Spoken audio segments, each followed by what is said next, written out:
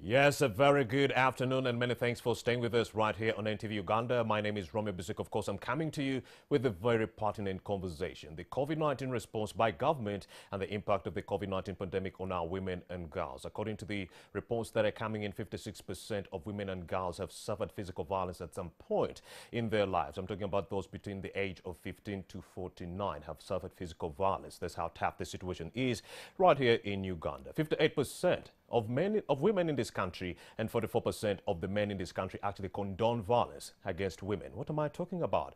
It means that you do have sexual tolerance of violence against women that is taking a center stage within this country, with over 58% of the women who are saying it is okay. Yes, for a man to beat another woman if she misbehaves. So what actually causes such behavior to take center stage within this country? That's the $64,000 question that we are asking at this opportune moment. We're also talking about the COVID-19 response that was expedited by government but put into little consideration the plight of women, or even including women stakeholders when it comes to the COVID-19 intervention. So we want to talk about that and a lot more that are affecting women during this COVID-19 pandemic. I do have Stella Biwaga. She is the programs director at the National Association of Women's Organizations in Uganda. I also do have Nusura Kemigisha. She is Nusura Kemigisha, ASP Nusura Kemigisha. She is the acting head of the Anti-Trafficking in Persons Unit that is under the CID department. We are talking about sexual gender-based violence. And also we do have Betty Achana. Betty Achana is the executive director of the Uganda Women's, that is NUODU, the National Union of Women Living with Disabilities of Uganda, the National Union of Women with Disabilities of Uganda. Thank you very much, Betty Achana, for joining us. And via Zoom, yes, via Zoom we do have Dora Chichoncho Musinguzi. She is the Executive Director of Uganet, that is the Uganda Network on Law, Ethics and HIV and AIDS. She's not the only one. We also do have Lillian Morekwo. She is the Executive Director of the International Community of Women Living with HIV and AIDS right here within the East African region. Yes, she will be joining us via Zoom. But we kick off with the Program Director at the National Association of Women's Organizations right here in Uganda, that is Stella Biwaga, to give us a situation analysis of the suffering that women have had to actually grapple with during this COVID-19 pandemic and so forth. Issues to do with sexual gender-based violence, violence against women and girls and so forth. Teenage pregnancies have been so rife in this country. Why? Because of low access to sexual and reproductive services in that regard. Simply because we focused too much on the COVID-19 pandemic, we forgot other elements or other services that we should have put into consideration. So that is the biggest conversation that we are having at this opportune moment. Stella Biwaga, thank you for joining us. Very good afternoon. Good afternoon, Romeo. All right, let's kick off with a situational analysis of how we got here, painting a picture of the stark suffering women have had to grapple with during this COVID-19 pandemic. Paint a picture for us. Thank you. Good afternoon, viewers. As you've said, you rightly put it, I'm from the National Association of Women Organizations in Uganda, that is NAU, and we're implementing a project under the Spotlight Initiative, which is a global initiative on elimination of violence against women and girls, and the target here is 2030, by 2030. And in Uganda, it's being implemented, or we are being supported by the UN Women. So it's under that portfolio that now is being supported to amplify the voices and strengthen the women's movement in Uganda. So as you've rightly put it, violence is an issue. It remains an issue. It has been an issue, and it continues to hinder development in very many countries. Violence against women and girls has been there since time immemorial. There have been very many initiatives against violence against women and girls, and very many initiatives are still along the way coming. So COVID-19 is not a period where we can exclude violence against women. Indeed. It has instead exacerbated the situation. It has amplified the violence against women and girls, right from the communities, in the homes, even in the schools, and now with schools closed, children are back home, so the violence has simply escalated. And when you look at issues of violence, we don't look at them in isolation. We look at the woman as a whole. COVID-19 has affected the women, the livelihoods, the mental and the health care services, access to health care, access to sexual and reproductive health rights. It has affected the education system, so the girls get affected. It has affected the livelihoods, especially the informal sector that has many of the women. Even in agriculture, when we talk about women, most of them being in agriculture, it has affected. Farmers are stranded Because with majority produce. of those in agriculture are women. Yes. Indeed. So they are stranded with produce, but also because sometimes they offer labor to the farms and people are no longer buying food. Purchasing power has gone down. Exactly. With schools and hotels closed, there is nowhere to supply. So the effect is it trickles back to the woman. So if you don't have gardens where you're going to farm, there is no food that you can put on the table. If your husband's also in the sector that has been affected, for example, those who are vendors have been affected, and then with lockdowns, definitely you're going to be impacted in one way or another. So there's a range of impact that has been caused by COVID-19, but again, all that speaks to the violence against women and girls. What are the voices? What are we hearing from the communities? You know, there's a lot that is happening. You see, back Stella in the Biwaga, communities. meaning even before the COVID-19 pandemic, you did have sexual violence, physical violence, and so forth being meted out on our women, even Yes. before the pandemic. That There was at is sexual- 56%, meaning that number has gone up now that we are grappling with the pandemic. Yes, it has gone up.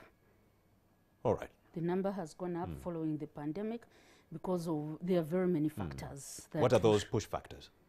Some of them are really the livelihoods being affected or Almost. disrupted, because one thing is if there is no money in the home, then the violence will definitely go up. And then people being confined in that space during the lockdowns, people are not, it's not that people don't want to live together, they want to live together, but the consistency and the duration, you're living together day and night, no one is going anywhere. That tension alone in the home is also there. Inability to meet the basic needs.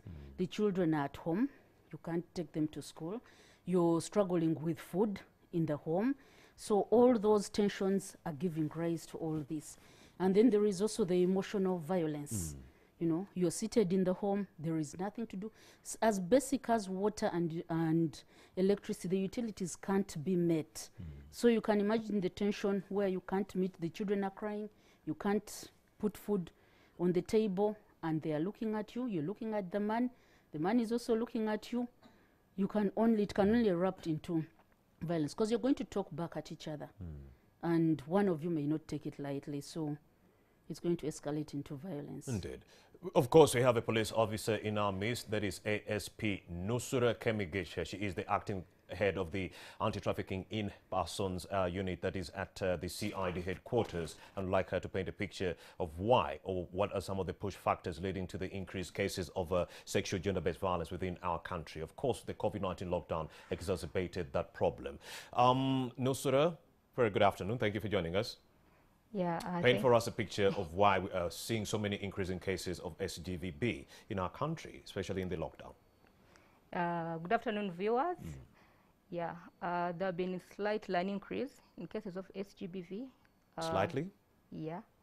Or increased cases? There have been an increase, but those are isolated instances, because these cases have been there, but there have been an increase. Okay. Yeah, and this is, first of all, attributed to the lockdown. Indeed. Yes, it was right to lock down simply because we needed to manage the COVID-19 pandemic from overspreading. But we see it coming with various negative effects. Right. There is a situation where you find that there is this family which has never been together since they got even married. They're in a long-distance relationship. You find that either a husband goes early morning and comes back late in the night. Children are even in the boarding schools. But now this is the situation where we have to accommodate each other in this room. And when we look at the economic constraints, we also have financial issues. Now they are going to be pulling of shoulders. So at the end of the day, you're going to find that cases of domestic violence will increase because everyone will be now pinpointing at the other. You cannot provide for the family, the children at home. We don't have enough requirements. The man is not working. Or you find that even the woman has been contributing, but in one way or the other, she's unable to work. So because of such issues, we have seen cases do rise. And we also have this problem of culture. The way the society has been brought up, they tend to believe that a woman should be submissive. Some women, they should be submissive. And even you're not supposed to report cases according to the way you've been brought up. So there have been an increase simply because some people don't want to report cases. But we are saying cases should be reported. That's why we've gone ahead putting measures to try to help people in this lockdown. There is a toll-free line for SGBV where you can just give a phone call, then police can come to your rescue. Because we know because the country is locked, you cannot move. So how to put in measures? If this person is facing violence, how can we come to the rescue? You see, we go ahead and we put in like a temporary shelter at our headquarters where we can shelter these victims of domestic violence and human trafficking. So we also go ahead and rescue such people. So there have been so many issues that have led to the rise of domestic violence. Yeah, but the economy is not doing so well. It has been a very big contributor. But then also there's another problem of power. We've seen men with power from time of immemorial. A man is a man. The patriarchal nature of our society. Yes. So to change that one, that mindset, it becomes a very big problem. Do you think the patriarchal nature of this country is the only problem? Because according to a report I was reading, 58% of the women in this country condone violence against women. They say it is okay or justified to beat a woman. That's against the percentage of men, which are 44%. What do you think, what are some of the push factors that create this kind of culture where, you know, people tolerate violence against women and girls, especially the women themselves? Whether I can assure you, no one wants to be violated. But these women have silent problems. They have these silent push factors that are forcing them to behave the way they do. Actually, these survivors of domestic violence, when even we are handling them, they are handled different from other cases. They have various needs that need to be looked into. Can you find out why this one is saying it is okay? She will tell you it is okay simply because the husband wants it to be that one. The husband is the breadwinner. So you cannot come against him and you're like, it is bad to be beaten. But if you talk to this woman in a good way, she will tell you, I'm not fine with this situation. So it is not only power, but also women need to be empowered. We are trying to sensitize them about their rights. Their rights should not be violated. Because you beating a woman is a human right violation. So no one's right should be violated. Yeah. Have you encountered situations whereby an individual actually asks for redress from your police station and later on they ask to withdraw the same case? Yes, there have been very many cases reported by women being tortured, a lot of injustices committed, but at the end of the day, you're handling the case file, you've investigated it, you followed the whole procedures. The woman will come and tell you, I want to withdraw my case. I've forgiven my husband. So we are trying to train our officers. When such a woman comes, don't take it quick. You know, she's withdrawing. Find out what could be behind, what could be pushing her to give such a statement. Because the first place when she came to police, she wanted redress. Why is she pulling back? When you go into deeper, you'll find that there's maybe the husband family pressurizing her to withdraw the case. Or you'll find maybe because this woman is, this man is the breadwinner. So she knows this man being inside, the family cannot be looked after. So what do we do? When we get such issues, we try to coordinate with various stakeholders who have such services, psychosocial, economic empowerment. We say we can empower this woman. But when there is such violation, sometimes we don't agree. We will push them to the next level. So what is always behind our back is like, at least let them go to court. So automatically at court, a woman still at times also follows to court and convinces, and they are allowed to reconcile. But at least when someone is at that level, they somehow try to change the men. They're like, there was a step away to the bus, Ruzela prison bus. So somehow they try to change their mind. So we're trying to educate our officers, not always when this woman comes, I've been beaten, I want to withdraw. Don't rush. We also have received reports here at NTV Uganda that some of the perpetrators collude with police officers, yes, to pull back these cases away from the police coffers, in that I, as a victim, I'll come back the next day to ask about the progress of the case and I'll be told it was pulled away. Corruption on the hands of police officers and the perpetrators. Like any other institution, we cannot fail to have errant officers. Indeed. Yeah, but we strictly condemn it. We don't accept it, such behaviors. And that's why you see we have police officers who are facing, who are in court.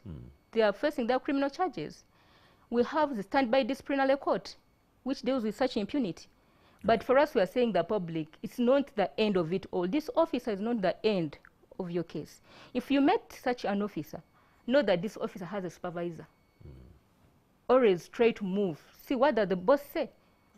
Can I go to the headquarters, Chibuli? Can I go to the DPC? They're always there supervisors, but people tend to be with this particular person who is handling the case as if he's the overall.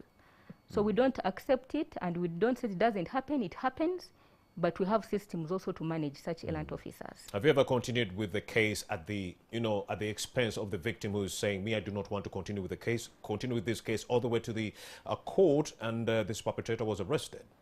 Yes. Even though the victim did not want to proceed with the case? Yes. All right. How did that end? Because I'm looking at this same witness refusing to testify in court against the perpetrator. Yeah.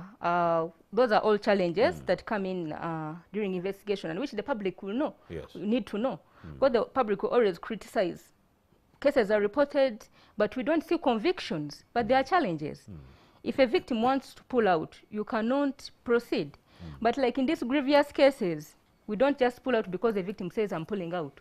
We send them to court, and at least maybe even the magistrate, sometimes when they look at the court and the prosecutors and the evidence on the file, they may not give this hard punishment, but they can maybe give some kind of punishment, maybe like compensation or something, or at least reconciliation, or the court can even give a least tough ruling, something against this perpetrator. Yeah. All right. That is Nusura Kemigisha. She is the acting head of the Anti-Trafficking in Persons Unit. That is the Sexual Gender-Based Violence Department under the CID headquarters. Well, they are the police officers who are actually offering the redress when it comes to the victims grappling with this issue of sexual gender-based violence. We also do know that 2% out of the 56% of women and girls who suffer physical or sexual violence actually report these cases to police stations. So why do they continue to keep silent? The push factors have been entailed by Nusura Kemigisha. We also do have Betty Achana, the Executive Director of the National Union of Women Living with Disabilities in Uganda. We want to talk about the plight of the PWDs, persons living with disabilities. On the issue of poverty, we do know that 435 million women, yes, will be living on less than $1.90 a day. That's how bad it is. And 47 million women will be pushed into abject poverty if the interventions we are trying to profess right now are not put into play or implemented. Betty Achana, paint for us a picture of the plight of the persons living with disabilities during this COVID-19 pandemic. How rife is their situation? Thank you, Romeo. Good afternoon, everyone. As already introduced, my name is Betty Achana, and I work for National Union of Women with Disabilities of Uganda. I wish I could start by putting out my mask. Indeed. Because already there is social distancing. There is social distancing, but I don't have an interpreter. Indeed, please. I don't have a right to sit here without an interpreter. Indeed. Now, I'm even wearing a mask. The lip readers cannot read my lip. You can get it off, Betty. This is how bad it starts. Indeed. I am sorry I'm exposing this, but these are practical issues that we experience every day. Indeed. Every day of our lives. And every day of a person with disabilities' life. It starts with communication. Indeed. How have we communicated in the COVID situation? How have we shared information? Has it been accessible? Now it takes us back to the appreciation and recognition of the different disabilities that we have and their uniqueness and their special needs. Because if we must make an equitable distribution of all interventions and programming, then we must know the uniqueness of the disabilities and their needs. If you do not know a need, you cannot intervene. For purposes of clarity, you can remove the mask, Betty. Indeed. Thank you very much. Go ahead, Betty. I hope I will not be infected. Indeed you won't. There is social distancing there. Thank you very much. Indeed. Yes, so persons with disabilities are the most, if not the most, vulnerable people of our communities. They are persons who have issues with mobility, and here is a lockdown. Probably the health centers are very far away. Probably the markets are very far away. Their only means of transport has been the border borders. Even the border borders are in lockdown. Indeed. How is a person, a wheelchair person or a crawling person, supposed to access all these services? And these are basic services that people need to have: the food, the health care. Talk about the education. We have children with disabilities who have been locked down because of the censorship of preventative measures for COVID-19. We forgot and took everything as standard and normal for everyone. We forgot our children with disabilities, with learning impairments. And these people, these children have been missing out. But to your surprises, you noticed in the recently released results of PLE and UACA, we had children with disabilities excelling. But did any of us even think of the plights? Did any of us care to support? Now, even the lockdown shuts out all the care that we could have within our reach, because the people that care for us, for instance, a guide to a visually impaired person might not be living in the same home as that person with that disability. Now, the guide is living far away. There is a lockdown. How are the two supposed to meet to make ends meet? You know, these are very, very crucial challenges. They look so simple and minor to a layman's ears, but they make a life for a person with disabilities. Now, these are the things that we talked so much about in the 2020 first lockdown. We went into the second lockdown, and we have still experienced this. Take an example of the vaccination that is ongoing. How is it being implemented? Are the people with disabilities considered? Where are the vaccination centers? How are they supposed to access these vaccination centers? We even have disabilities that do not provide the limbs that are supposed to be injected.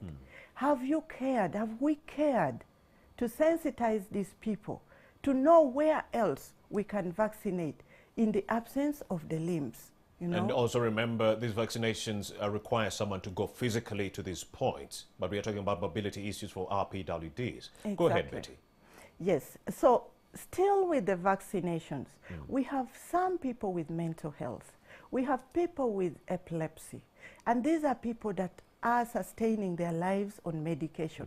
Have we bothered to think of the contents of this vaccine vis-a-vis the drugs that these people are already taking? All these are issues that will need us to go into the nitty-gritties of persons with disabilities to make that comprehensive assessment and ascertain how best we intervene for this section of the population of this country. Remember, they comprise part of the government. And by the way, statistically, we have about 12.4% of persons in this country living with disability. So this is not a small number to ignore. These are people that contribute immensely to the development and functionality of this nation. When you look in the Kampala city prior to the COVID-19, you would realize that most of the ladies that vended food, vended whatever little they had by the roadside are persons with disabilities. So the censorship comes and says everybody has to go home. Do we care to know where these people have gone and how they are now living? You know, you're talking about abject poverty. These are people who live in abject poverty, and we tend to forget them behind. So in a situation where everybody is talking of inclusion and leaving no one behind, we should reflect and have deep reflections on the people in the society, on the people in our communities. And we know that not a single family passes without having a person with disability. And of course, the first step, Betty Achana, would be to have someone with disabilities on this national COVID-19 task force, and it's not happening. Not at all. So that is why I'm saying if we must be inclusive, we need to be inclusive right at the planning stage. We need to consult with the persons with disabilities. We need to involve organizations that work for and with persons with disabilities in the structures that are planning, that are drawing up the framework of work for every intervention that is happening right now. If we must really prevent and save lives and do it equitably. Thank you very much, Betty Achana. She is the Executive Director for the National Union of Women Living with Disabilities in Uganda. Let's also bring in, that is Dora Musinguzi Chichoncho. She is the Executive Director of Uganda Network on Law, Ethics and HIV. A very good afternoon, Mrs. Chichoncho. Thank you for joining us. Thank you. Good afternoon, everyone. Indeed. Chichoncho, we also do know that the shift of funds to the response of this COVID-19 fight made it very, very hard when it comes to other issues like access to sexual and reproductive health care services. How rife is this situation as we speak? And did the shift in funds also expound more on the suffering that we are seeing now on women and girls? Thank you very much for your question. And I want to appreciate what my four fellow panelists have mentioned in, amplifying where the gaps are and where the problem is.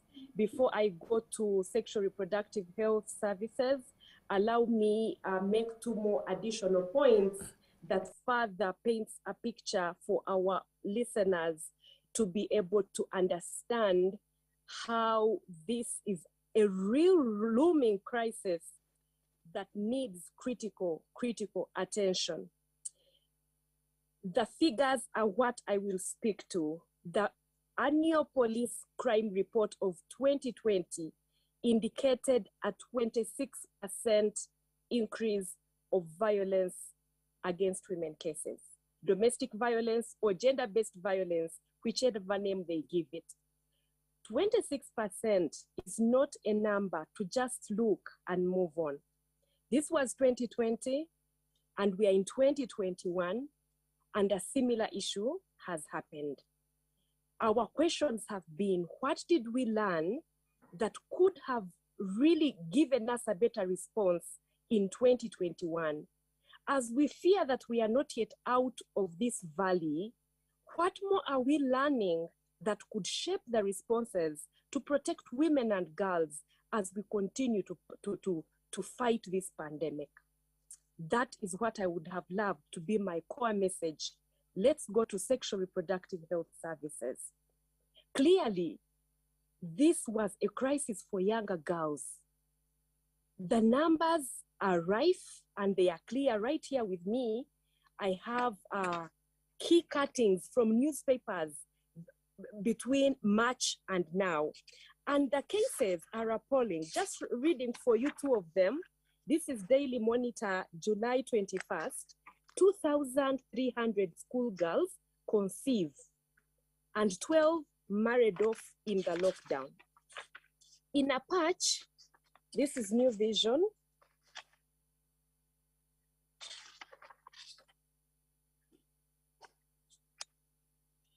A 100 girls still in the month of July are all expecting children. Now, if you're talking of thousands, hundreds, 600 girls in a particular district of Uganda, you are actually saying that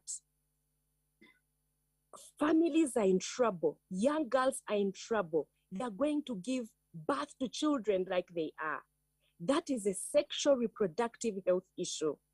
What is the health of this girl bearing this pregnancy? What could have done to protect this girl?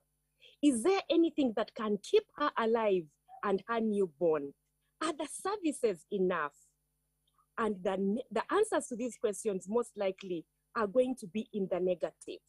Because we've not made gender-based violence as visible as it should be, because as a country we've not really prioritized the drumming of this serious situation, we get into such a situation where there is a looming epidemic, a looming crisis that is beyond COVID, but is affecting the mental health, is affecting the real health, is affecting the maternal functions of a very big population. By the time we stop counting these newspaper reports that were coming in every day, the count was getting into 10,000. 10,000 is like 3 universities. These are futures of young women cut short, futures of young women that may never live to their potential. So when we look at the sexual reproductive health issue, it is broader than that. It is an issue of rights. It's an issue of health. It is an issue of dignity. And that is why we are here to amplify this voice and speak to that policymaker out there, or anyone that cares to listen. Are we really seeing what is happening in our communities, and what would be the better way of addressing this? Thank you. Dora, when you hear that only 56% of women have suffered some physical violence at some point in their lives, between the ages of 15 and 49, what comes to your mind? The fact that only 2% are seeking redress when it comes to going to the police to file these cases? Thank you for your question. And this 56% indeed was an earlier report of 2018. In 2021, believe me, it will probably get to 65 or 70 if only one report has actually shown that the increase is by 26%. It is appalling. It is a human rights issue. It should make everyone angry. It should make every policymaker, wherever they are, really ask very deeply on what we can do to stop this trend. Because it's not just violence, it is abuse. It is a development issue. We are not going to progress as a country and as a community if we don't see what is really critical to be seen at this particular time. Talk about the response. How many are responding? How many are accessing justice? How many are reporting? Clearly, the 56% is only an indicator. It would be quickly like a litmus paper, because violence cases have been normalized to a fact that they don't report. So when we say 56, or now a 26% increase, that are only reported cases, but the majority of the cases go unreported. Now, let us see those who receive support and those who don't receive the support. Still, at the level of service delivery, there is a lot that could be done. Women are shamed when they come to report these cases. They are told to go back and be good women in their homes. The systems need to be more strengthened to really look at this issue as a very critical problem that is looming in our community. So it takes everyone. It takes, for example, indeed, amplifying the voices as we are doing now, but a bigger step by our different actors in government and in us in civil society to ensure that we really drum it so hard that when you don't act, you're actually guilty. Because now it looks like when you act is when you are being very stubborn, you know? So we have, as a community and as a society, we have not attached the relevance, the importance, the critical nature of addressing this issue of violence the way it should be. The 2% that report is only indicative of how we have normalized a very abnormal thing, how we have normalized abuse, how we are a community that really pays very little attention to issues of vulnerability, to issues of people of the weak. One time, Mandela once said that you know the value of a community by seeing how much they attach to their most vulnerable. Betty Achan has spoken to the invisibility that is an issue of people with disability. Lillian later will speak about the invisibility that is in the community of women living with HIV. The girls that we are talking about, the thousands, the 10,000s, that we have not seen government lose its peace and mind to take care, are invisible right now to the COVID response. It speaks a lot to our community when we don't care about our most vulnerable. When the policies to rebuild after COVID, when the policies to really keep sanity within COVID-19 response are not directly speaking to where the pain is being felt at this particular time we are going through as a country. Choncha Musinguzi, we also do know that only 6.6% of the perpetrators have been convicted when these cases are taken to police. Would you attribute all this to collusion within the judicial system or the policing system, or would you attribute this to social tolerance and acceptance of violence against women within our communities?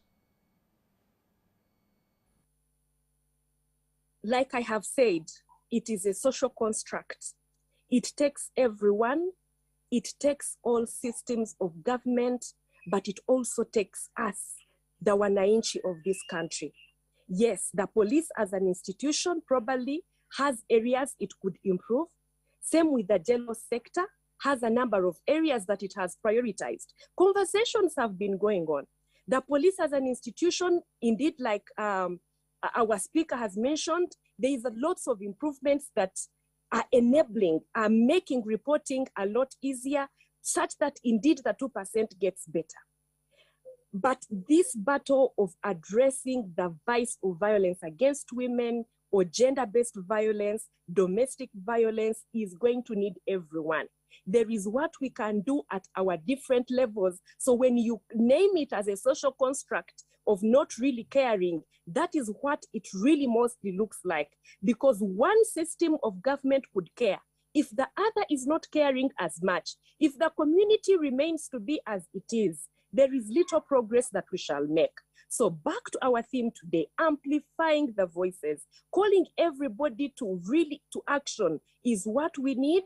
And this is what we need to continuously do, and having everybody come in and play their role from the grassroots level to the national level, where budgets are appropriated, where decisions are made, and where policies are made through the justice and law order sector, but through the very least areas where justice is sought. The Domestic Violence Act gave the court jurisprudence to take care of these cases right from an LC1 court. LCs have the power to deal with issues of domestic violence. But because of the shaming that is at a community level, most of these cases go unreported, go unsupported, where government should have really put in a lot of money and effort and investment to make these courts work. There has been little that has been achieved to that level. So you can see it is not a quick fix situation. It is going to take everyone in our society at our different levels of power to put our hands together and improve this situation. Dora Chichoncha Musinguzi, she is the Executive Director of the Uganda Network on Law, Ethics and HIV. Let's also bring in Lillian Moreko. Lillian Moreko is the Executive Director for the International Community of Women Living with HIV within the East African region. Let's talk about access to health services and facilities for those people living with HIV and AIDS. Lillian Moreko, a very good afternoon. Good afternoon, everybody. Living with HIV when it comes to access of health services and facilities for HIV and AIDS. Thank you very much. And I would like to add my voice to my colleagues who have already spoken, but probably before I get into speaking to access to services, I think I want to really speak loudly to say that we can amplify the voice. We can bring as many people as we can to make sure that they are participating. The communities can also come on board. But I think it is very, very important to remind ourselves and to remind our government that it has an important role and responsibility to take care of the citizens of this country. And having said that, I think one important critical point that we need to reflect on and keep at the back of our minds is that we can think about everything that needs to be done to change the narrative, to change the situation, but it is also important that we talk about where do we put resources and what resources do we allocate to make sure that they are addressing the needs and priorities of Ugandans. So having said that, I think I would like to really say that COVID has shown us that there is much more that we are not doing right as a country, as people. And one of the things that we've learned is that in our programming, in our policy development, we are not comprehensive enough. And that's why, for example, now we see that since last year, there's a lot of attention that we have put towards addressing COVID, but many other areas, like Dora has said, for example, talking about sexual reproductive health and rights. We know that we have a lot that we've been doing around family planning, but because we are planning in isolation, in silos, many other services are missing and lagging behind, and therefore it calls for us to think around how do we plan, how do we prioritize, how do we integrate, and how do we work together in a comprehensive way, but ensuring that we're addressing all areas of a human being.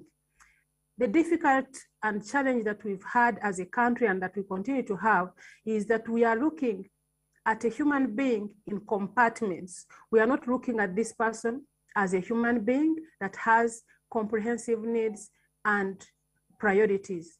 But importantly, listening to all the panelists, for example, you would understand that we are not looking at different diversities of the population.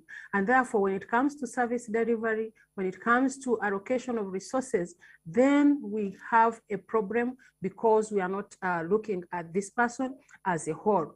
And in terms of access to services, definitely, like it was in the past lockdown and in the first wave of COVID, actually the second wave has been really bad for people living with HIV, for women living with HIV, for young people, for adolescent girls and young women.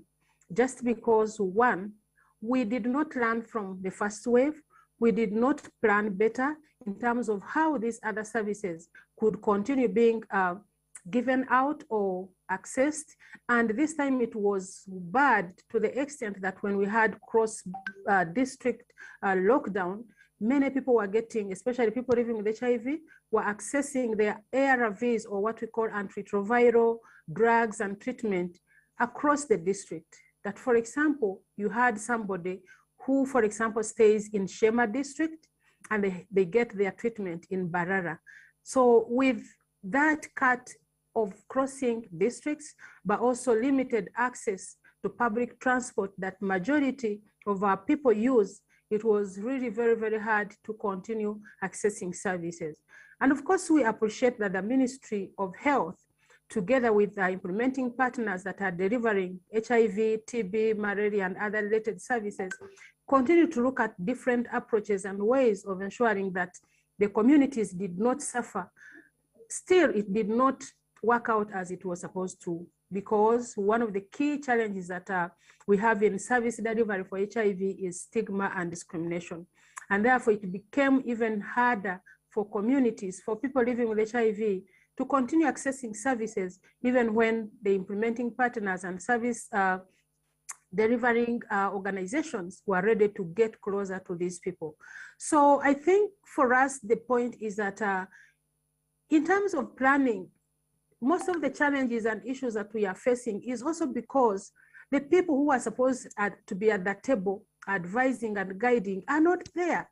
Because if you're planning for people with a disability, women and girls, if you're planning for people living with HIV and you're thinking about how you continue delivering services during COVID-19, you need to have them on table. But many times we don't see this. But secondly, if we've been here with HIV for 40 years, where we've learned a lot, we've built systems and structures, we have built communities. It is from HIV that we noted, and as a country, we were the first to even show the entire world that communities matter, and that if you have to address a pandemic or epidemic, you must bring communities on table. So where did we lose that in COVID? How come we are starting afresh when we have built all this system and we've put resources, we've put money? So the point is that we need to make sure that we are learning, adapting, and not just doing things every other time it comes, because we dealt with it during HIV. Now we are in COVID and we are like starting from afresh. This cannot sustain us and it will not lead us where we want to be. So we need to make sure that we are using what we already have put in place, but that we are also learning from our past experiences. As the ED for the International Community of Women living with HIV and AIDS within the East African region, would you say that there's been an uptick in COVID-19 cases as the victims continue to live with the perpetrators as a result of the COVID-19 pandemic and the consequent lockdowns that we've instituted to curtail the spread of the COVID-19 disease? The fact that you do have young teenagers who are falling pregnant at the hands of these perpetrators, early marriages taking center stage at the expense of the young ones, are largely orchestrated by parents who are in abject poverty and have no other way out other than selling their girls. So would you say, based on all those factors and background, that we've seen an uptick in HIV infections taking center stage during this pandemic? Lillian? Actually, we are likely going to see a lot than we are seeing. Of course, my colleagues and Dora have already talked about the increased gender-based violence. So the fact is that if you're getting adolescent girls and young women pregnant, that means that they are not using there's no protective measure that is being used. So for anybody who gets pregnant, chances are that they're also likely going to be HIV positive. And of course, we know that we've spent 42 days plus 12 days in the second wave in a lockdown. And of course, one of the key things that people need to be reminded of is that because people are locked down, because people are not able to move, the fact is that only those who were having, serious issues, conditions, who were sick, who maybe were pregnant, probably are the ones who were moving. So it means that for anybody who was probably thinking about going to do an HIV test, was not able to do that. And that means a lot in terms of prevalence of HIV and what we are likely going to see very soon. Secondly, if we are saying that there has been a reduction or there is a problem that people who are HIV positive have not been accessing their medications and they haven't been probably taking their medications, the impact is that if you're not taking your medication, if you're not taking your ARVs, chances are that your viral load is going to go high, and therefore you're more infectious than before. And that means that chances are for that person who is HIV positive, who is not taking his or her medication, who is not adhering, who is not probably having access to preventive tools like condoms, then there is a big danger that we are going to see a lot more than we are seeing.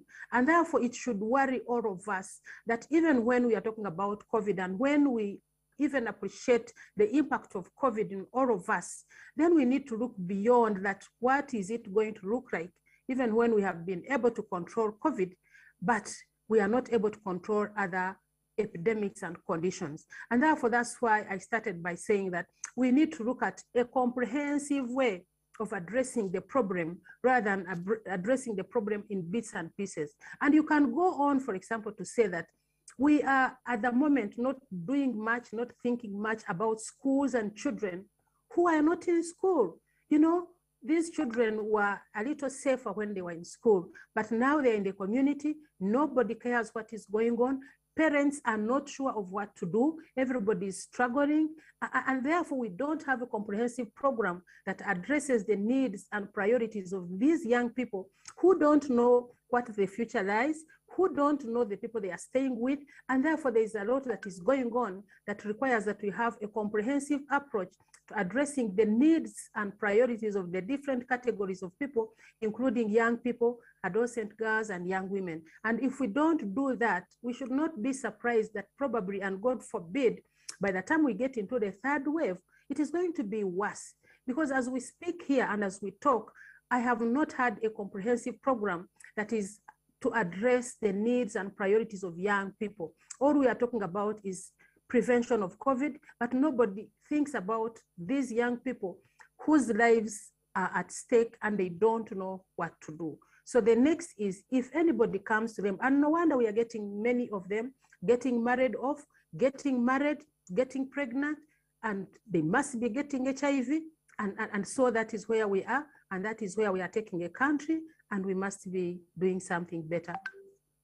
Very insightful conversation. That is Lillian Moreko, the Executive Director for the International Community of Women Living with HIV within the East African region. I also do have Stella Biwega. Stella Biwega is the Programs Director for the National Association of Women's Organizations right here in Uganda. We also do have Nusura Kemigisha, ASP Nusura Kemigisha, a police officer.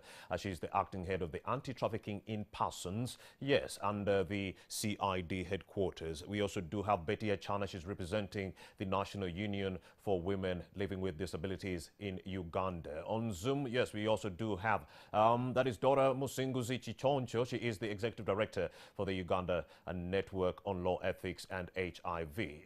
Stella Biwega, let's talk about the 435 million young women and girls who are likely to be living on less than $1, that is $1.90 a day in 2021. And over 47 million young girls and women will be pushed into abject poverty as we veer into this COVID-19 pandemic into 2021. Do you think if we continue with the trend that we are seeing right now, the National COVID-19 Task Force putting into less consideration the views of the women, yes, women being neglected, and when it comes to the COVID-19 interventions, do you feel like more women are going to be falling into poverty if we do not change the trend by including them in the interventions? Thank you for the question.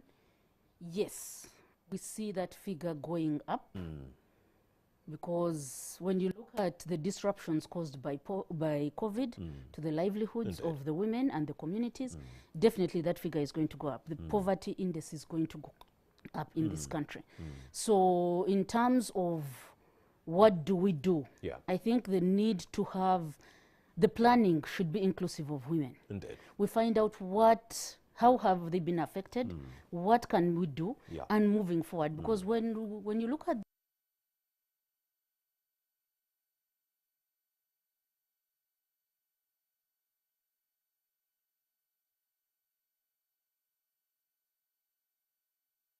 they're going to add onto the poverty numbers. And of course, the informal sector was the most affected during this COVID-19 pandemic, especially the just concluded lockdown. Exactly. So we don't expect those figures to go down. They are going to go up. The challenge and what we are calling on government now is how are we including women's voices and their challenges in the recovery programs. Amplifying them. Of course, going forward, a lot has been done. We applaud government for the interventions because COVID wasn't expected. Therefore, we cannot say government was prepared for this. No country was prepared for this. And the magnitude as well. But of course, the interventions that have been made are appreciated. But what we are saying is let us have deliberate interventions targeting the women and the girls. Now we have WEP, the program under Ministry of Gender for the women. Uganda Women Entrepreneurship Program. Exactly. Let us deliberately add their budget. Let's increase the money under a WEP going forward. Because if COVID is here for the long haul, the aftermath should not be disastrous. It's bad as it is already now. So the aftermath is what we need to be thinking about. And our concern right now is how are we planning and how are we including the women and the youth. There is also the Youth Fund under our Ministry of Gender. That should also be looked into. Then we have the upcoming parish model. Are the women, right from the grassroots, at the parish level, at the sub-county level, at the district level, are they being considered? Are they in some of these decision-making spaces? Are they being consulted? And how best can they be? They were being considered when UWEP was under the parish development model, remember? But then the women activists came out and said, no, when you generalize these interventions, the women will pull back. So this money was taken back to the gender ministry. But at some point, we had money for women under the parish development model, but it's not there anymore. Yeah, irrespective of where that model is sitting or whether it is under the parish model or it's under the Ministry of Gender, it should have deliberate interventions targeting women. And therefore, of course, those voices were by the women themselves, because most probably they are the ones in the communities and they know how, at the parish level, how local government operates. So the fears were real, and maybe that is why they came up and started, you know, agitating against it being moved there. But we're saying wherever it sits, if it is in the Ministry of Gender, let additional resources be added there.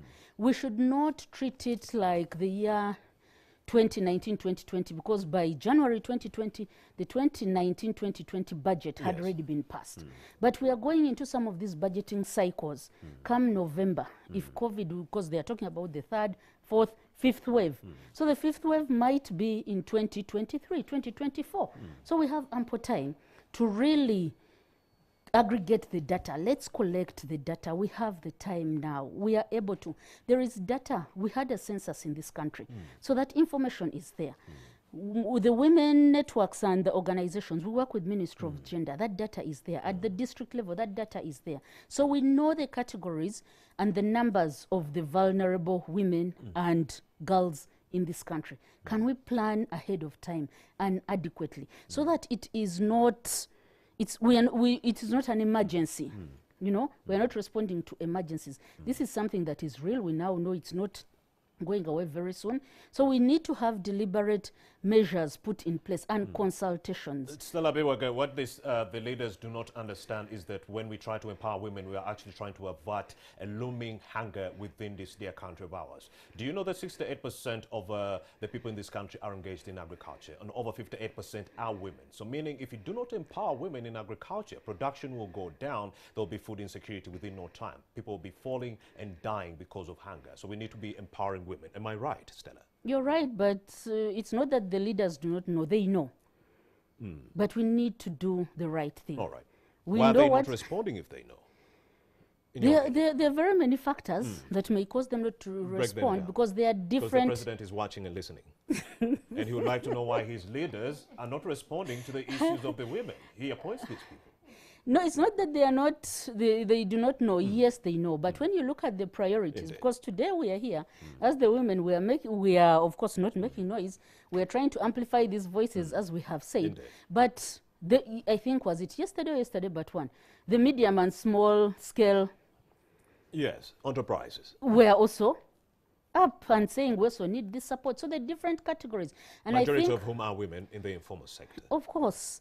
And then we also have, recently we had the musicians who were also saying that their category also needs to be careful. So I think it's around the planning and what do we do, because irrespective of whichever sector it is, you're going to find women in that sector. So we are saying, in terms of planning and preparations, let us, you know, include the issues that are affecting the communities.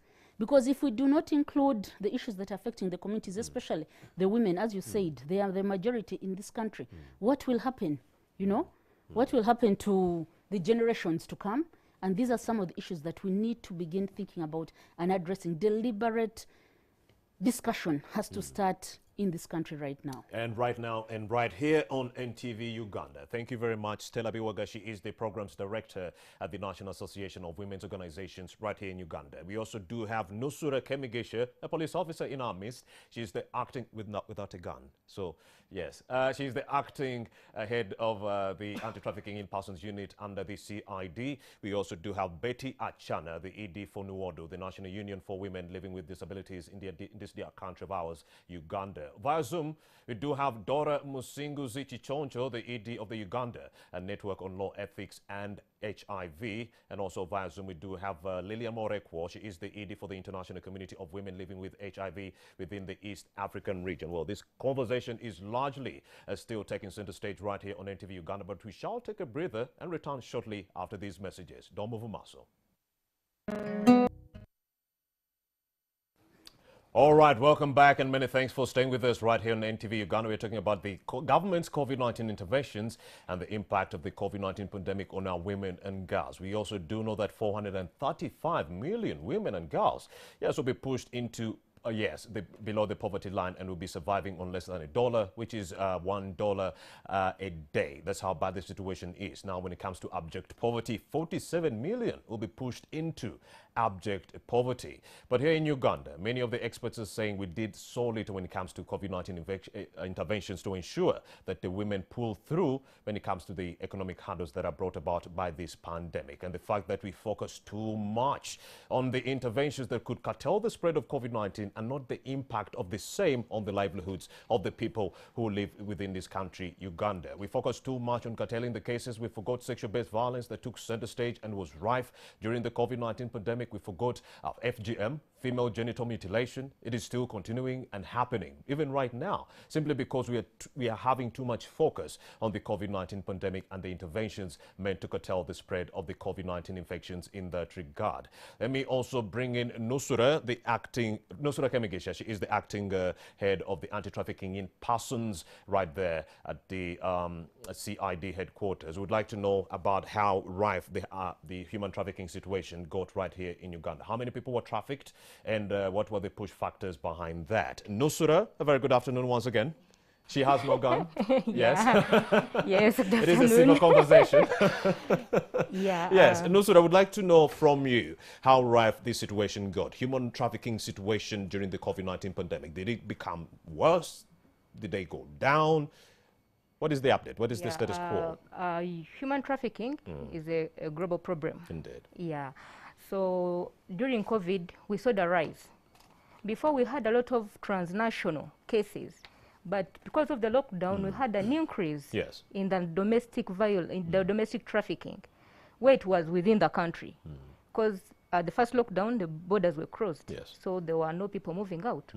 So we saw new cases, new trends coming in. We saw perpetrators leaving the city to the villages, where people were innocent and not informed, recruiting them, giving them false information. Of course, they recruit them by pretense. Brought to Kampala, they were here within the city. We saw things like sex party emerging. Sex parties, you don't say? Yes, during lockdown. Break that down for us and our viewers. Yeah, this is where you find someone organizes a party, invites young women. Actually, they're not invited because some were even held against their will. Has young girls in the room, invites men. Men pay money to the owner of the brothel, and they have sex with these young girls. The funny bit is they are advertising in broad daylight. They advertise on social media, but we're also alert. We also monitor the social media. And then you send in so your spies. Yes, we also go there as the clients. We also want to join the sex party. Many come in, and of course, police comes in and arrest. So we do rescues, but upon rescues, we do also medical examination. So when you do medical, you find that some are juveniles, and the juvenile cannot say that I consented to this. So where we find juveniles, automatically we have this case of human trafficking, and even if they are adults, but they were there against their will, like you find this person is brought and the boss has confiscated the national ID. This person has not been given any money. She came to do work over, like in a hotel, in a small hotel as a housemaid, but she finds herself in a brothel. She's doing it against her will because she was recruited from the village. She doesn't know anywhere in Kampala. She's put in the brothel to perform commercial sex. So the only option she has is to agree because she has nowhere to go. So if we get such people, very much the adults, that's what people have not been understanding. They are like, no, police, every case where there is involved there's an sexual act, they are terming it as human trafficking. These are adults. No, even an adult can be trafficked.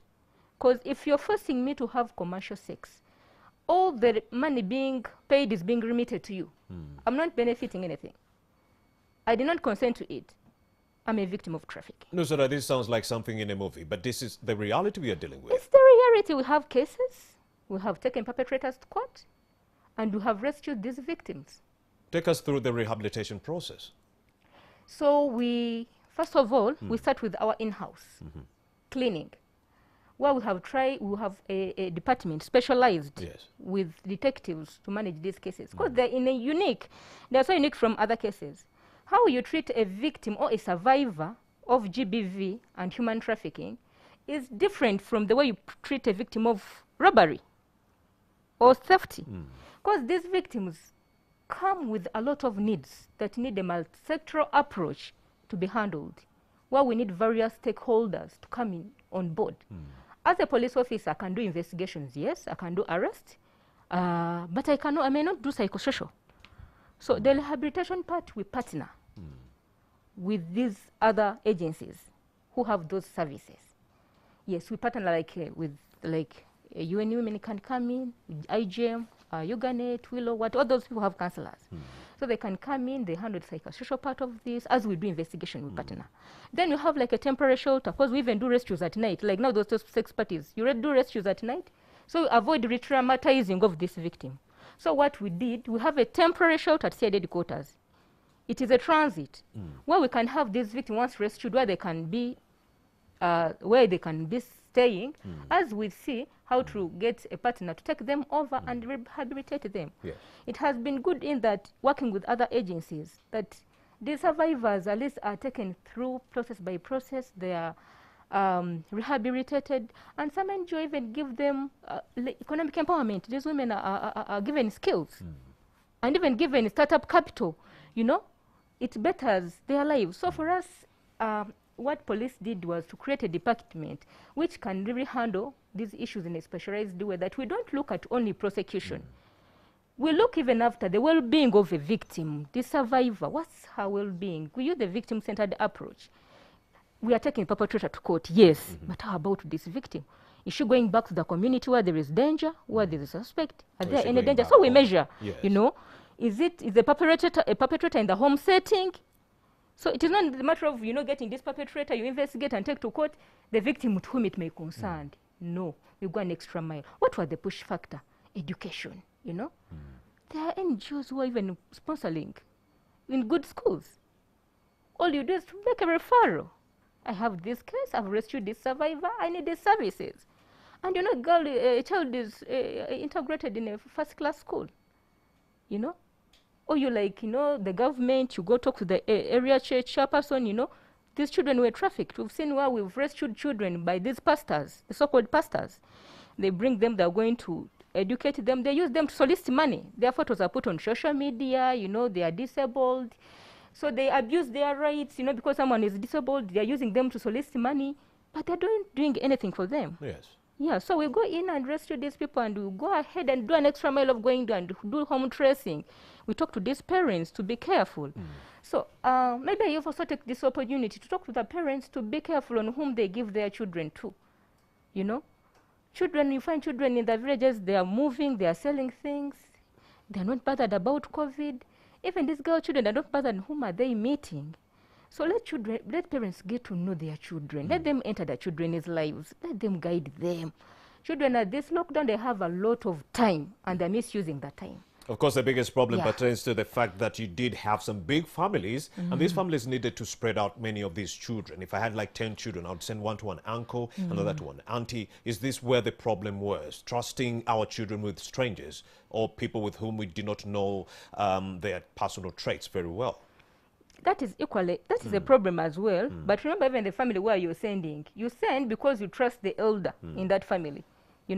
But these people have been raised differently, and the parents behave differently. So to me, what do I say? If you're a parent or a guardian, be responsible. Try to draw a program for these children, because they are young, they had their own program, they used to be in school chatting with their colleagues, but now because the schools are locked, they are just there with a lot in their minds, but they don't have guidance. So let us guide our children. Let us restrict their movements. Who they interact with? Enter into your child's life. Know what is happening. Because when you look at these GBV, the cases we are handling, majority of the perpetrators are relatives. If they're not relative, at least they are known. There are a few cases where you find that it is a stranger who is a perpetrator. Most of the perpetrators within the community. Issues of incest. Yes, incest Family is at the members rise. actually making... Yes. Compound more on that. Incest has taken a big incest has taken a very bigger picture within this pandemic. Yes, and because of that, you find again cases are not being reported now because of the other push factor I told you now. Family shame. Well, so you find girls are pregnant. That's why you will see the statistics. Like the hospital will give you statistics. Thousands of girls in Uganda have been they are pregnant because they are going for antenatal. But you will not find all these cases at police. So there are reasons why they don't come to police. They are relatives, so they try to sit and handle, which is a wrong thing. You know, because remember, this child rate is at stake. This is you're nurturing a young mother, and even this perpetrator has not learned. There'll be no apprehension done. So I urge the parents, even if there is incest, even if it is within the family members, even if you know, report the cases. We have put various measures of reporting. You can come by yourself and report to police. You can call our toll-free line. I'll give the number where you can call and we come. Like in lockdown, people could not move. You call, we move, because we had standby people within the district. Because we have escalated these desks to the district level. We have the CFP officers, we have SGBV officers, desk officers who are there to manage these cases, and we have been trained. Why we train them to first remove these cultural constraints, these biases. You know, they're also human beings. Yes. They're also from the community. So they also have their biases. So before you send them to deal with people, you have to first train them, and you unlearn. They unlearn what they learned from the community. They know that a woman can report, and they also have to know how much we're talking about, by the way, women. Also, men can also be violated. So we encourage that whoever is violated should come out and report. They should speak out. Whoever is violated should come out and report. Very, very great message from Nusura Kemi-Gishe. What about the PWDs, persons living with disabilities, when it comes to redress? Paint for us a picture on what really goes on at the police stations. I cannot speak, I cannot hear, but here I am at a police station and I need some kind of redress. What happens? What do you do thereafter, Nusura? Yeah, we normally have, of course, challenges. But what we want to appreciate that where the person has disabilities, they must get the justice. But they must get justice, and they have to be served. So what we do, like at headquarters, we have a sign language interpreter, whom we have made our focal person for people with disabilities. Because she enters their groups and she knows, even if we have this case, we tell them when we have a case with a person with disability, call headquarters. They have our numbers, call us. Then for us, we know who to partner with, who can have that skill. Because as a police officer, I cannot be all around. I cannot be like, I will speak sign language, I will do this, but we will know who can do it. So you outsource. Yes, so we do partner with such agencies to ensure that every person gets justice. Of course, when it comes to human trafficking, we didn't talk about the issue of the internet. Perpetrators are targeting our children, targeting our women and men using the internet. So how are you countering that? So how we are countering that, like I told you, that we also have people who are monitoring. We have the ECM department who are so well conversant with internet issues. So when they see such wrong adverts, we print it out and we follow it up. We also pretend we want to join. Then we have them arrested. Yeah, we have seen the internet being abused. So what do we say in this? Let's avoid people who want to get jobs. We don't stop people from moving. And we don't stop people from getting jobs because there are push factors as to why they are getting these jobs. Yeah. So what do we do here? We encourage them, if you're to move in a systematic way, organized way. Uganda has regularized labor externalization. Make sure you get information on a legal company. They should stop the thing of WhatsApp on info on the internet. We are getting jobs and they just start calling, you know. You find yourself in Oman, where even Ugandans are not supposed to be. In fact, that's what happened. Yeah, you find a maid in Oman, even doesn't know how he moves. She's just on the phone and a photo. So we are saying, if you want to move through legal means. Just go on the internet, Google, list of licensed companies. They'll give them to you. So you don't need to just be on WhatsApp, just get someone, because when you're trafficked, we have cases where 100 people have been trafficked to India. They've been put into sexual exploitation. You know, we rescue them in very bad shape. From India, all the way from India, even we get the suspects.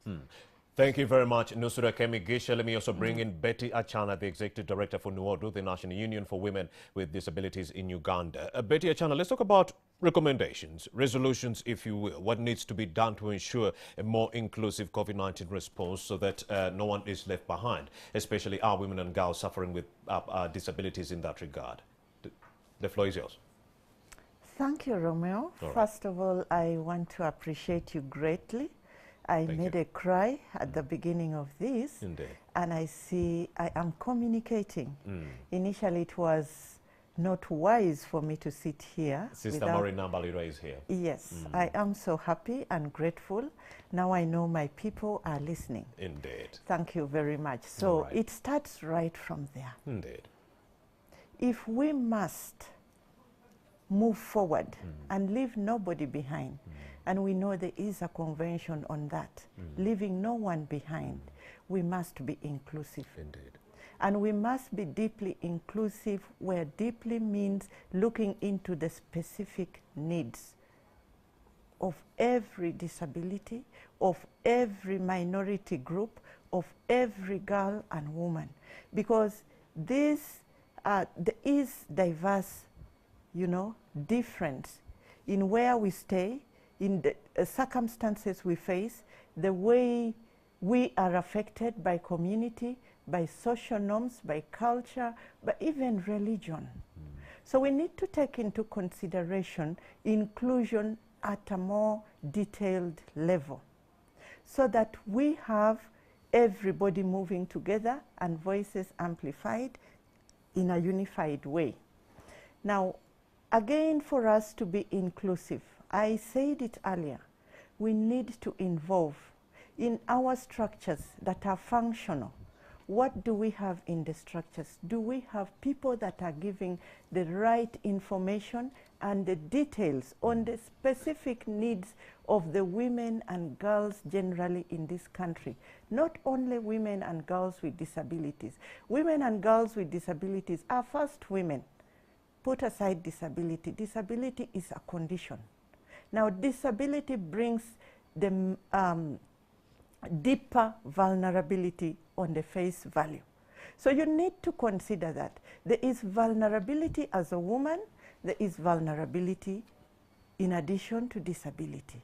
So we need to realize and appreciate that and have technical experts on the table of the structures that are informing and formulating these policies.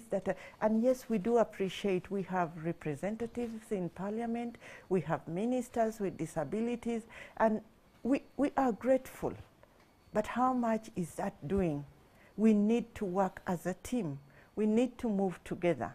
And so for us to realize this UN Convention of leaving no one behind. Again, on the structures, as NUODU, as a women's rights organization, Yes. we report directly to the Ministry of Gender, Labor and Social Development. And when I look at the most recent scenario of, I'm sorry to mention this on air, the cash transfers as a response for survival for the most affected, if not the most marginalized or vulnerable. So they said, I don't remember statistically the figure that was intended to be reached with the cash transfers. But when we look deeply into that. Because we do have some 6 million PWDs, how many of those were, targeted with this money? If we were to actually handle only PWDs, they would have taken all this money, the 54 billion. Exactly, that is where I was getting to. That is where I was getting to. So the Ministry of Gender knows clearly that we have organizations of persons with disabilities. It's not only NUODU. Why couldn't we involve one of these structures within the steering committee, for instance, so that we are informing and we are planning and we are mapping and then we are implementing together to be equitable and then distributing this as per the needs and as per vulnerability. That has been ignored a lot. So for us to move forward, we actually need to have this in play. We need these consultations, we need structural adjustments, we need inclusivity, even in the CSOs.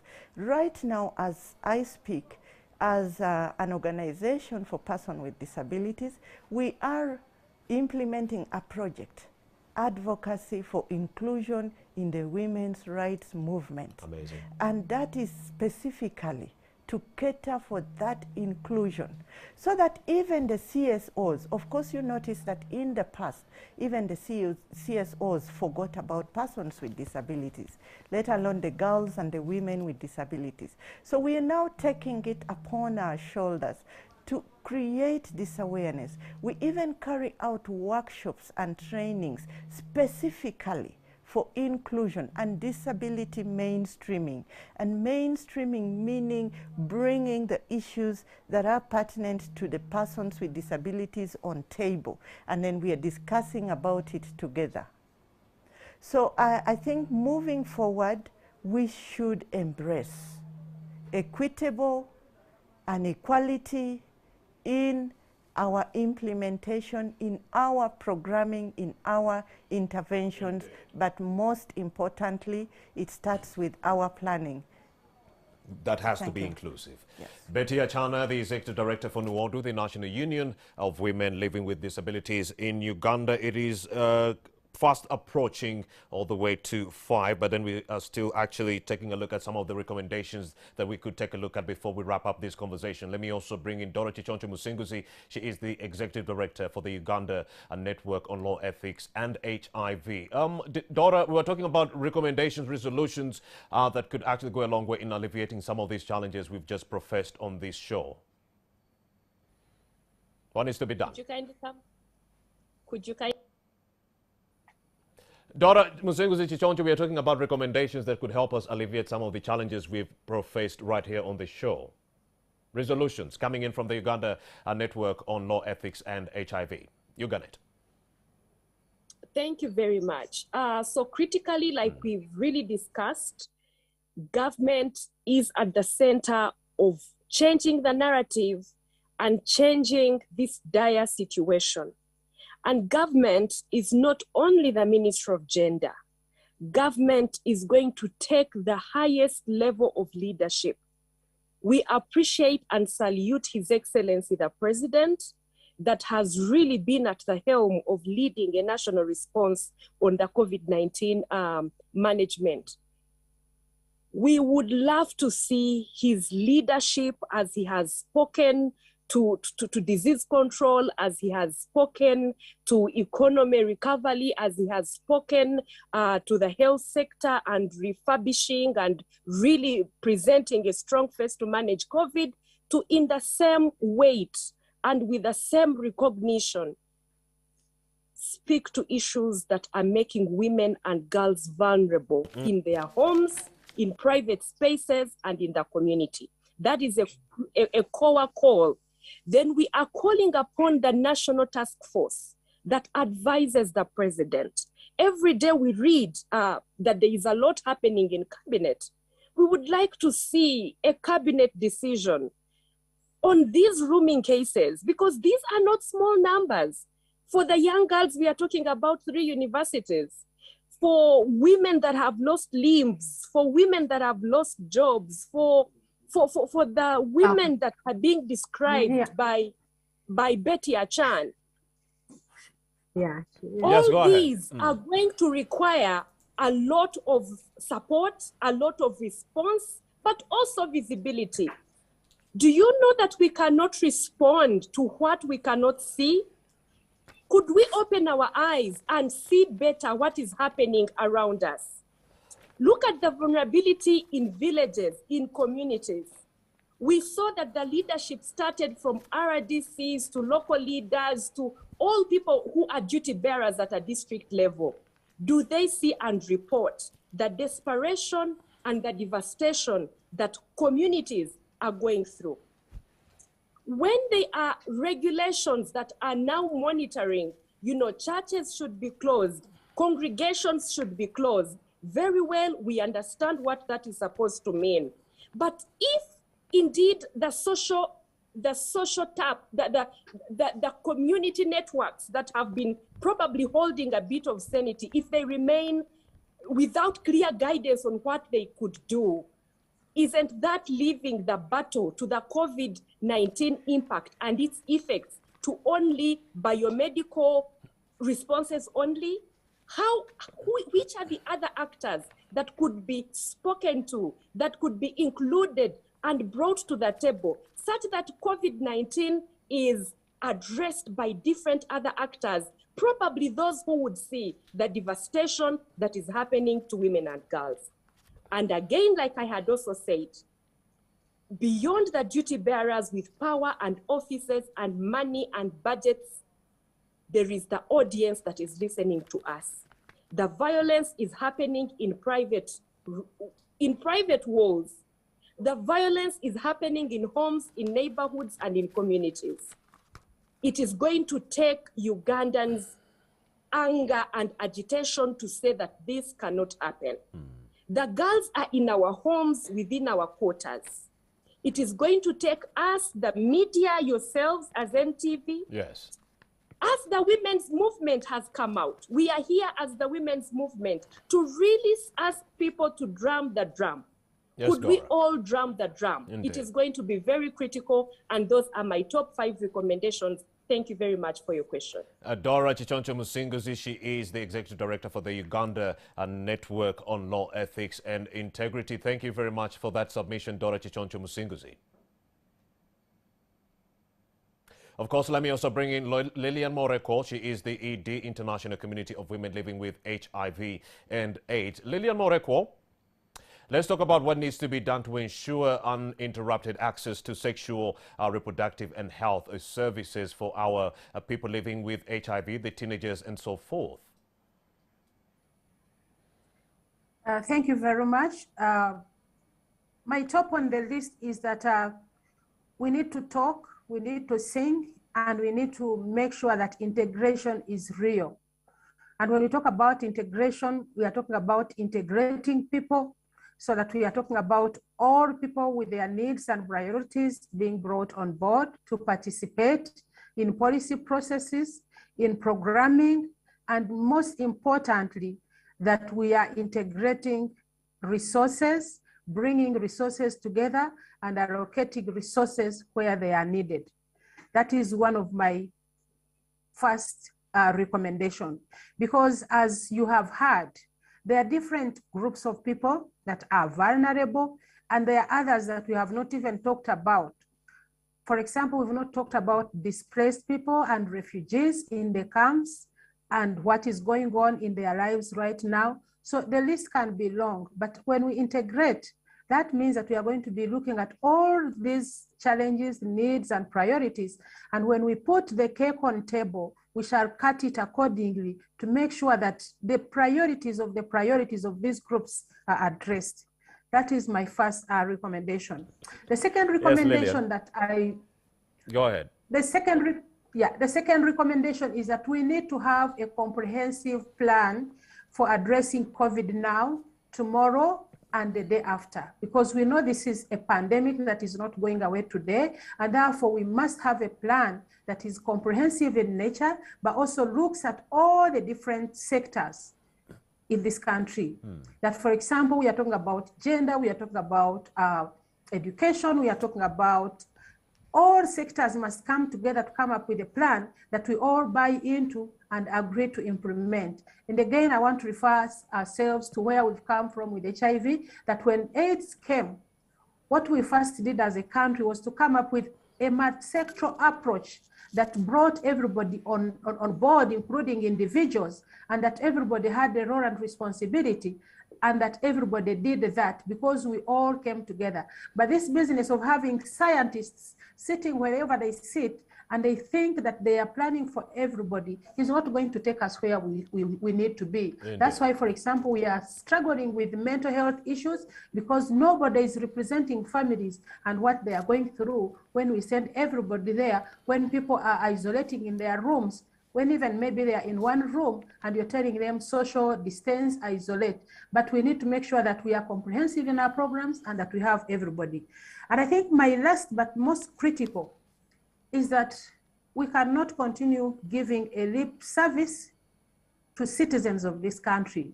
We need to ask and we need to be answered that where are the resources? Where are the funds? Where is the money that must be taking care of Ugandans at this critical moment in time? I think Ugandans have been good enough not to shout, not to come out and say enough is enough. But I think we are missing out a point, that we don't see resources that must be where they should be to help us in this critical moment. And one question that I want to leave behind is, we cannot continue in this business because, one, we have known that all the measures of lockdown that we are putting up may not work for us as a country. I think we have known that what we need now is massive vaccination. So we need to make sure that we have vaccination that is enough for us to say, yes, we are able to have people to begin living their lives normally. Short of that, I think we are heading for doom. So my last call is that the government of Uganda, our members of parliament who are our representatives, and everybody who is in this government needs to listen that as Ugandans, we feel that we cannot fail to get resources. We cannot fail to lobby, to advocate, to make sure that we have enough vaccination for the children of this country, for women and girls, and that's what gender equality means.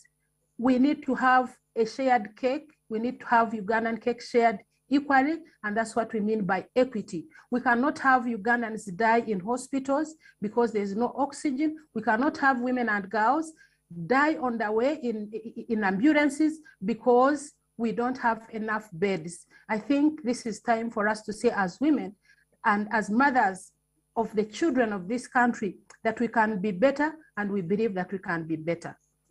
Ian Moreko is the Executive Director for the International Community of Women Living with HIV. Thank you very much for that very, very insightful submission that you've just given us right now. Let me also bring in Stella Biwaga, the Programs Director for the National Association of Women's Organizations right here in Uganda. Stella, let's talk about improvement of gender data collection, because we strongly believe as NTV Uganda, you cannot plan for an economy for a group of people whose number you do not know. We do not know how many women have been affected by COVID-19. We do not know how many women have been hospitalized. We do not have this data. So simply, we do not know how many women have been affected, so we cannot know the gendered impacts of COVID-19 on our women. Am I right?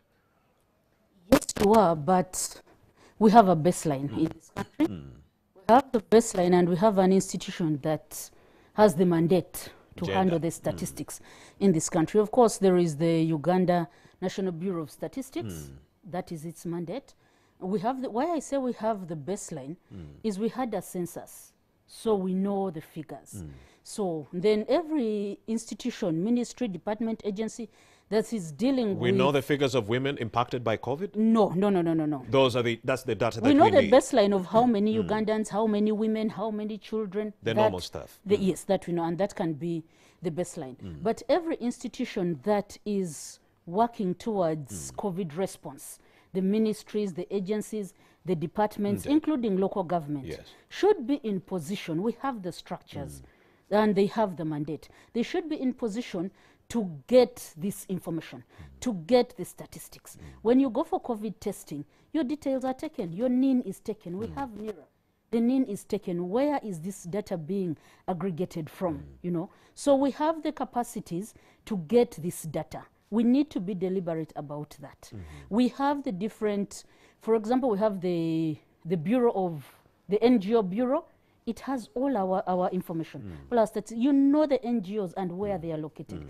If the structures on the ground are not in position to get those statistics, for example, you want to know the number of children living with disabilities in Amudat, you know there is no Wadu. If there is no structure on ground that can get, but there is local government there, so why shouldn't they be in position to get that? But here they are, they had wrong data, they agreed it was wrong data, and they continued with the same wrong data. Even when Uganda Bureau of Statistics came out and said, Gender Ministry, you have the wrong data that you're using to handle vulnerable people, they continued with this same data. That's where we are.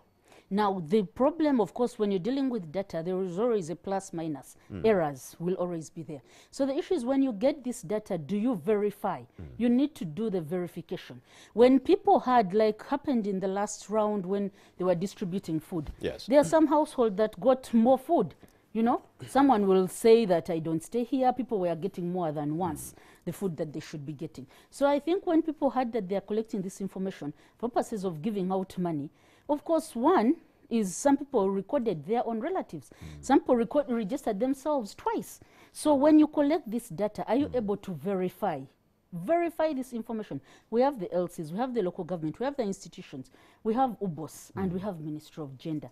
Do a quick verification. We have NIRA, and they have all our details, especially those who registered for national IDs and those who have SIM cards, because this money was being sent to people's phones. So you have this information. Verify this information before you embark onto such a program. So the data is there. It can be, it needs to be aggregated, and we need to have a central depository for this data so that we're able to tell that if we want to know the number of women who have tested for COVID-19, ask, because all the entities or facilities that are testing COVID-19 have a license from Ministry of Health. So they should be transmitting that information. How many people have we tested? How many are women? How many are children? How many are men? How many are disabled? How many are doing a repeat test? How many are testing for the first time? So they should be able to be sending this data to Ministry of Health. Ministry of Health needs to crack the whip, and so that we are able to tell how many people are testing, how many people are not testing. And then even on the villages where people go, because there are some people who are dying from their homes. Yes, Stella. They have not tested, they don't know they have COVID, they end up dying in their homes, and they are taken for burial. The LCs know. Every time there is a burial in the village, they know how are they collecting that data and sharing it. At the end of the day, the community won't say it is governments. COVID-19, but it's rather witchcraft. So we want to know how many have died because of COVID-19 as it is. I think let's record whoever is dying. Indeed. Then we can begin saying what did these people die of. You know, so in a nutshell, if we had the right data, we would be able to know that the most marginalized people within this pandemic have been the women, and in that all the economic interventions and so forth, stimulus packages should have gone to saving the women. The women, the men, we will know what are the categories, what are the figures, what are the challenges, and what should we do to address those challenges. Yes. Stella Biwagashi is the Programs Director at the National Association of Women's Organizations right here in Uganda. We also have Nusura Kemigisha. She is the acting head of the Anti-Trafficking in Persons Unit, yes, under CID. Would like to know what interventions you put in place to avert the looming danger that we talked about. The fact that you have rising cases of sexual gender-based violence, what are you doing about that, and so forth. Issues to do with human trafficking, the whole multifaceted conversation that we had with you. What are you doing to avert all that? First of all, we've done trainings. Because when you look at it, human trafficking has been there. Yes. But people did not recognize that it was there. They didn't know that actually they were being trafficked. You see young children on streets carrying things, selling. You see children with eggs moving around. Those are victims of trafficking. When we intervened, we found there was someone who was benefiting out of it. These children are collected from villages and brought. They are taxed to sell those eggs, and failure, you're punished. If you don't sell all of them, yes, they are not earning anything. They're not being given proper meals, so people may not know. But human trafficking has been there, and it is very dangerous. It has so many repercussions. Because remember, when we talk about human trafficking, we're dealing with human beings. It is a human who is suffering. And actually, when you analyze, you will see that the most vulnerable, or the most people who are being targeted, are women, children, and young girls. So what are we doing to protect them? So what we are doing, we have tried to do trainings of officers to also know that, so that they're able to identify victims. We have sensitized the communities through radio talk shows and going to the villages themselves. Then we have also partnered with this, we have ensured to put desks with specialized officers at most of the border points so that they are able to identify, like at Entebbe, where there's normally call out operations and you will intercept. So we do interceptions as well. We don't allow you to go, then we handle the case. We do also preventive measures. Yes. So we also have a task force on human trafficking, which have various stakeholders. Yes. And that is the multi-sectoral approach we are having, which are using to ensure that we tackle this issue. Because as a person, as one institution, as police, we cannot handle the issue of human trafficking. Because victims of human trafficking come with a variety of needs. So we have to partner with the medic. Some come in poor shape, they need medication. So you, as the police officer, you cannot treat. You have to refer to the medic. If there is social support, then we also advocate. What we've done is a strong partnership with the Office of ODPP, where we are advocating for prostitution-led investigations, where we bring the prosecutors from the word go. The moment we have a case that it is human trafficking, we immediately inform on phone, so that they immediately know that there is a case and they give timely guidance. So by the time we forward the case file, they already know that there is a case and have guided us and we have good evidence.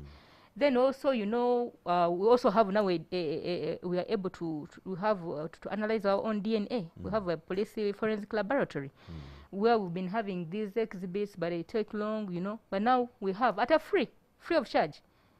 Yeah. So you, like, even this case of domestic violence within COVID, you find they have a child, they are doubting the paternity, and now they're saying who will foot the bills. That's no more. We have our own lab We can run the tests and we can give it a free, as long as the case is registered. Yes. What about helping avert or reduce the cases of sexual gender-based violence? What are you doing about that? Practical interventions. What we're doing, sensitization, and also to ensure that the cases are well managed. Because sometimes what deters even people from reporting, you find that the systems, you know, the bureaucracies that are involved, sometimes deter people from reporting. Or the kind of officer they will meet at the reception on the word go determines the success of the case. So what we've done is to ensure we sensitize our officers, we train them on how to handle these cases, we bring various stakeholders on board, and that has really helped us to so that we manage these cases, so that the victims can push through. Because normally when they push it, the victim withdraws, it becomes a big challenge. Yeah, so we need to handle them well to ensure that at least they are with us until the end of the case.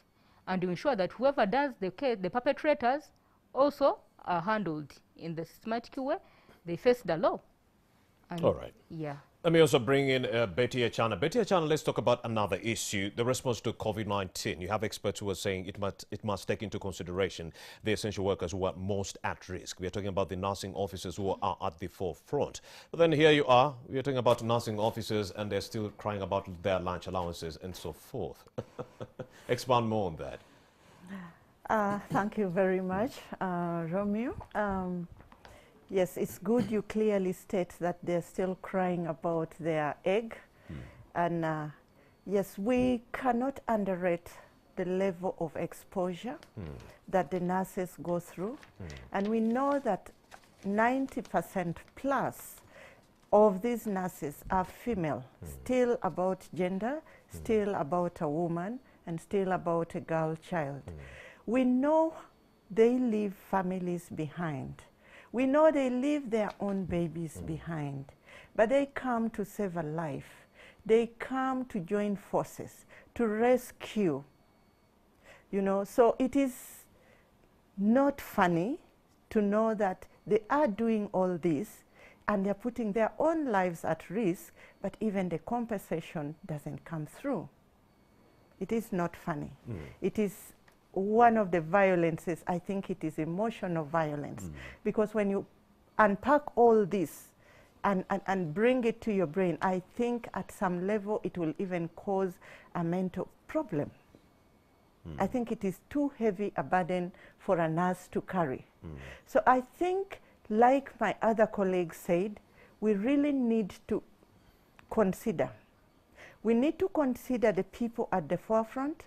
We need to consider the vulnerabilities involved and that exist, the preconditions.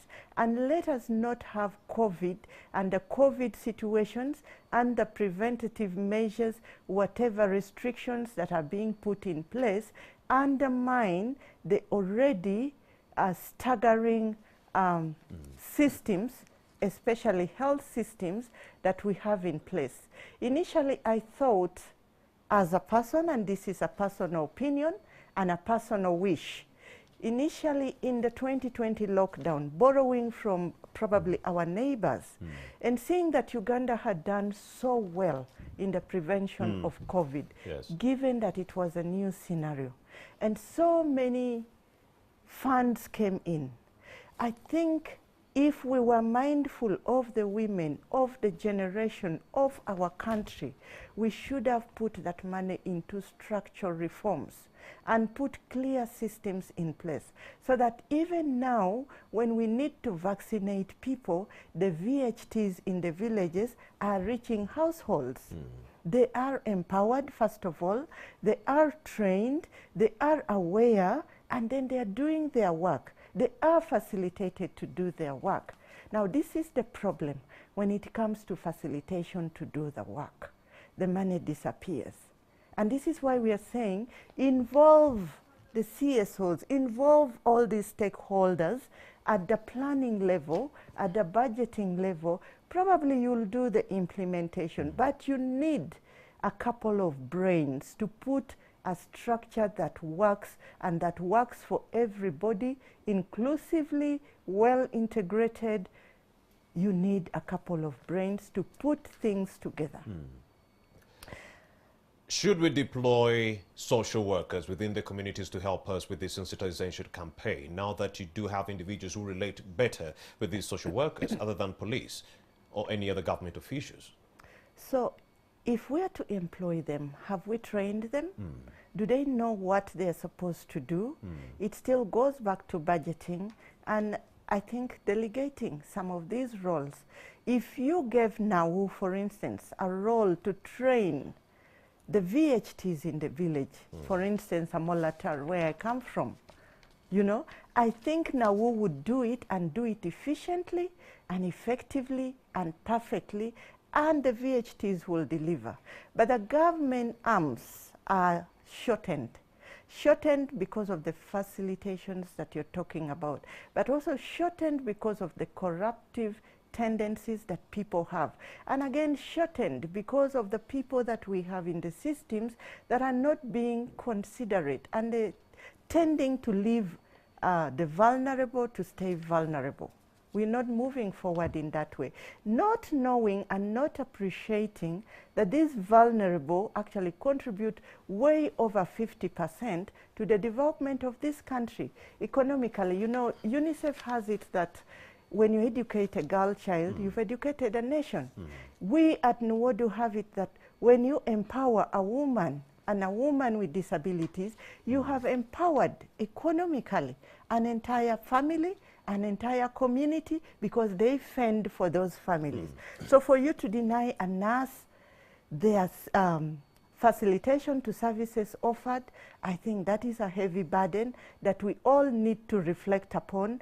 And then if we are human and taking it on a humanistic basis, we really need to come down and start to take it little by little and appreciating. I think it is only then that we will regenerate our systems and have some deliverables realized and results that are impacting and that are appreciated. Can social protection programs like the Uganda Women Entrepreneurship Program and so forth go ahead in helping alleviate this challenge? Stella Biwaga, we do have some 10 minutes left when it comes to sharing recommendations before we leave. Yes, the SAGE program, the social protection program, can go a long way in alleviating. The challenge with the social program is it has got an age tagged to it. So if you do not fall within the category of SAGE, if you're not entitled to benefit from SAGE, you will not. So what happens to those who are below the SAGE age? So that category also has to be considered. Then when we speak here for the women, we are also speaking for the refugees. There are women in these refugee camps and settlements. So as a country, when we agreed to open our doors to the refugees, we agreed to take care of them. So whatever we are saying and all the services we are talking about, they should not be excluded. Because when you look at the comprehensive refugee resilience framework that is in place, and we agreed to implement that resilience framework, we also need to take care of the refugees. So the women and the children in those refugee camps and settlements should also be considered and also involved when we are planning for them. Why they should be considered? Because you can imagine, for some of us, when the lockdown is lifted, we have extended families that can offer the support, the financial, the emotional, the physical, you know, you're able to visit. But imagine a refugee, whether or not there is lockdown, they are in that camp. They are in that settlement. And now most of them and some of them rely on civil society organizations. And also as we were shut down, put in the lockdown. So we are not providing the services to them. So when we speak about the voices, we include the voices of the refugees as well. And then coming back to your question about SAGE, yes, a model like SAGE can go a long way in helping, especially if we are talking about the aftermath of COVID. What should we do? Models like that have to be put in place. From 25,000 to maybe 100,000. Should we make it weekly, not monthly, like it is? Because they were not targeted, the elderly, with this 100,000 Uganda shillings from Nabanja, because government said they received the 25,000 every month, so they should wait for that. So should they also have been targeted with this money? Yes and no, I don't. One thing we need to appreciate is the money that the Honorable Prime Minister promised and was able to direct, and it was distributed to Uganda. Not all of us. Yes. Every Ugandan is equal and entitled to a benefit from government. But it's not, we are not, all of us are not able to benefit from it. So we need to accept that there will be some people who will be left out and there will be some people who will be included. Especially if you use the wrong data. Go ahead, Stella. The issue of the data, I am very sure that mistake will never happen again. Indeed, Definitely, indeed. These are lessons we are learning. Indeed. You know, with COVID, by the time we're getting to the 5th wave, I think we shall be better Indeed. in terms of statistics, data, and who is entitled. Because then the money is not enough. Short of that, then other sectors will Indeed. definitely not be able to be up and running. But that was, I want to believe that was one of the ways that the government felt that it would respond. It has learnt that maybe this can work, this can't work, and how can we do it better? So, but if we have systems like SAGE, where you have the beneficiaries in your data bank, and you know this is what we are going to do, I think it's about planning and planning well. Stella Biwaga, thank you very much. Betty Achana, let's talk about lessons learned during this COVID-19 pandemic. Do you really believe government has learned a single lesson from this pandemic? We're talking about the first lockdown that took center stage in March of 2020. The recommendations that came through right here on NTV Uganda, I hosted a series of talk shows, and it was about including women in the COVID-19 response. But guess what? Women are the least represented at the National COVID-19 Task Force. Do you strongly believe that government has learned a single thing when it comes to responding to such interventions and targeting the most marginalized in that regard? Thank you so much. That's a huge one. Indeed. The president is watching. With the coming of COVID-19, right from the individual being, life, I believe, will never be the same. People have done things that they never imagined they would do. And the COVID has turned everything upside down. I have never thought I would sit here and talk in a mask so that nobody can recognize me. But it goes a long way. The health, the economic, the politics. People had to do scientific campaigns in 2020, 2021. All that has impacted these individuals differently and heavily, by the way. And these individuals all comprise to make government. One of the things that I appreciate so much is the humility that comes with COVID. And that humility is bringing us to a certain level of discipline for those that can fall back and try to learn. Now, the problem that I have with government is the systems and institutions that are in place. They are mandated to do so much, and so much is vested unto them.